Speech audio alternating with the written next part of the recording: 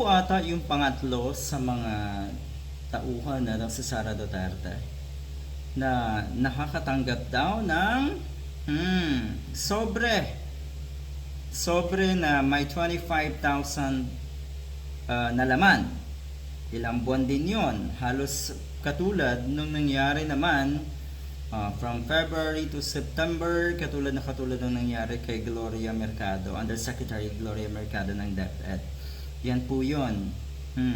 DepEd Chief Accountant na naman etong si Catalan ay inaming nakakatanggap din siya ng envelope monthly.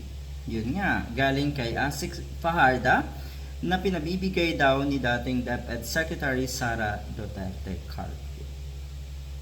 Kasi nga, may hinihiling. Mas malaki ang ibubulsa ni Sara Duterte kumpara doon sa kanyang mga pampadulas na ibinibigay sa mga undersecretaries at iba pang officials either ng DepEd or ng Office of the Vice President. Di hamak na lugaw pa rin ang tutubuin ni Sara Duterte. Masaklap, matindi talaga ang sabi ng mga diehard. O di tignan din ang confidential funds ng ibang politiko. Di busisiin din ko na yung mga gastos ng ibang politiko at kung ano-ano pa. Kayo ang magbusisi.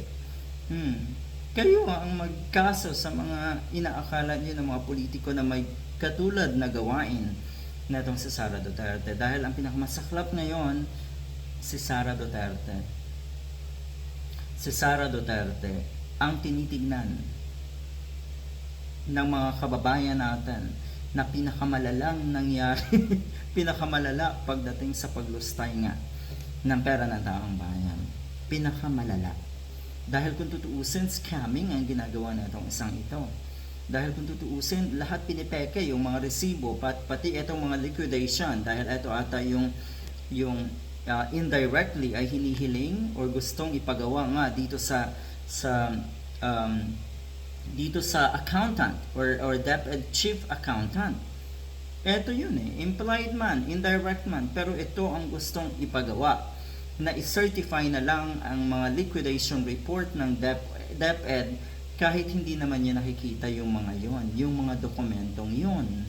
Ayan Ito.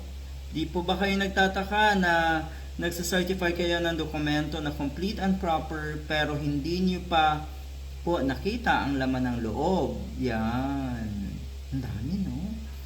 Ang daming kabulastugan natong sa Sara Duterte.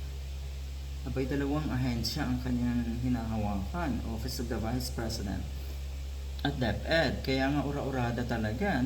Talagang gusto niyong maging secretary ng DepEd mula sa pool dahil nga sa budget, sa laki ng budget ng mga ahensyang ito, ng DepEd lalo na.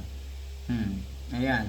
Meron pa bang lulutang ng mga ganitong sitwasyon? Dan sa tingin ko marami pa. Sa tingin ko lahat yan ay magsasalita. Sa tingin ko, etong mga to malilinis sa tao. Karamihan dyan ay mga matitino at malilinis sa tao. Sadya lamang na napunta sila sa maling tao, maling leader na si Sara Duterte. Kaya nagkaganyan. Malaking factor kasi yung pananakot. Malaking factor yung ang pangalan kasi ay Duterte.